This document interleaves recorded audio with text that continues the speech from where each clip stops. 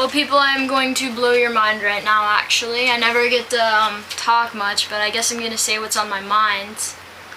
So have a listen.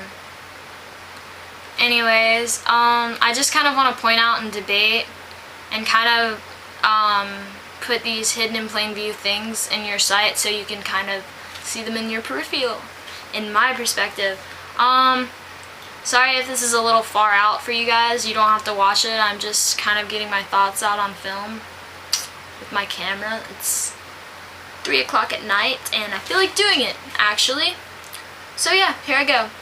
We're going to talk about the magic of Disney. This is so nerdy, but Walt Disney, what makes him so popular? Why do people seem to come to life as they watch his movies of fairy tales, princesses, castles, genies and lamps, magic carpet rides, all that good Houdini, whatever you want to call it, crap. In a giant melting pot, we got like Tinkerbell and freaking Peter Pan and Cinderella and mice that turn into horses and fairy godparents that come out of nowhere and poof, magic everywhere. Yes, magic, the key factor, what makes things popular. See, I'm just going to kind of shove this in the media's face. Listen, the more magic involved in a movie, the more popular it's going to be. It's clearly evident in Twilight and Harry Potter. The two most popular movies right now. Which I'm probably wrong, I'm just saying they're really popular though. Anyways, so listen. We all kind of have a secret desire for magic. And no one wants to admit it because it's nerdy and you don't want to be like a nerd, I guess. Anyways, I'm a nerd. Sure, whatever. People, listen to me. Let's break it down. I'm going to talk about God. Listen up closely. God is real to me. He doesn't have to be real to you, but this is an idea. And I kind of believe that I am made after the image of God, and the whole idea of imagination, I think, is derived from Him, because He happens to be the greatest artist I know, and we can kind of see evidence in Him even in Walt Disney movies, fairy tales. You have good and evil sides, you have moralistic values, you have happy endings, you know? It's like God promises us happy endings. And why do we exactly come to life in those movies, you know? It's unexplainable all over the world. It's just we long for those certain kind of like magic happenings. We long for them. We want them to be real, you know? Even in today's world, when we're creating Spider-Man movies and all these hero movies, it's like we long for a hero to save us all. It's like, why would we have that kind of desire? Let's reverse and take a step backwards and talk about desires we have. Innate desires that deserve an equal and opposite corresponding satisfactory thing, you know? We're gonna talk about like what? If you're hungry, there is food. If you're lonely, there's company. It's just like every desire we have, there is an equal and opposite thing corresponds and meets our needs. It's simple, folks. So I just sounded really southern. It's simple, folks. So if we break it down,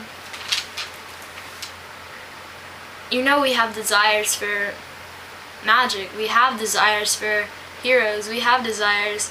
Where are these desires driving from? Imagination. You say, oh, well, Lauren, that's imagination. You can't say, oh, you know, it came from God just because God, you think this God out of nowhere created the earth. It's just like, no, listen, let me show you my view. Let me show you the light I can see.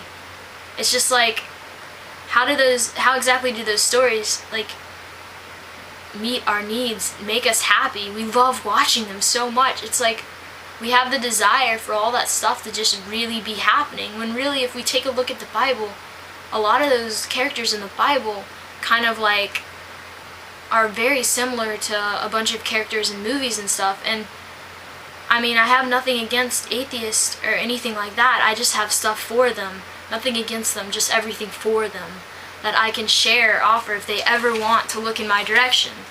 I'm accepting of everyone.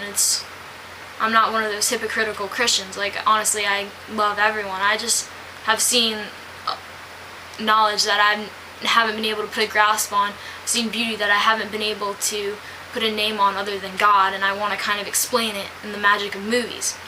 and kind of let Hollywood know that if they continue making movies, like magical movies, like Twilight or Harry Potter, they're gonna be like freaking blowing out of the water with fame, and people are gonna love them and fall in love with them, okay? Everyone loves Edward. Everyone. It's so mainstream. You're not supposed to like mainstream, but you do anyways because you can't help it. It's great. It's totally great. Anyways. So yeah. Back to corresponding fairy tales with the Bible. Or actually not corresponding. Comparing is the word I'm looking for. Comparing the two, alright? Let's talk about imagination first, though. Imagination. Where does it derive from? Why do we have it? Why must we feel the need to create fairy tales of princesses, kings, queens, castles, good and evil? You got your witches, you got your fairy godparents that help you out and give you all those wishes that you love. You love the wishes. You're just like, dang, I really wish I had a fairy godparent. How do you know you don't have a guardian angel? You know what?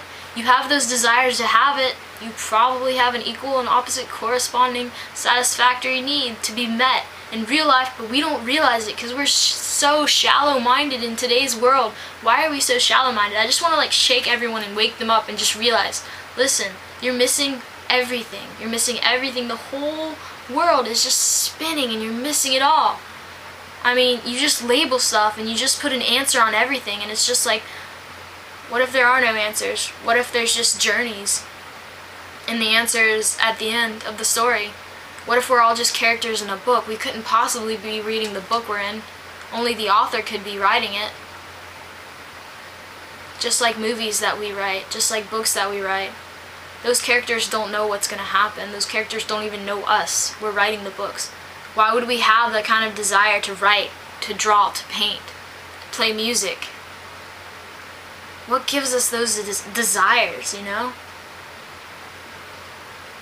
If you believe in God and you believe in creation, that He created the world and stuff, it's just like, and if the Bible isn't true, then why do we have the desires to create and kind of make our own little worlds on camera?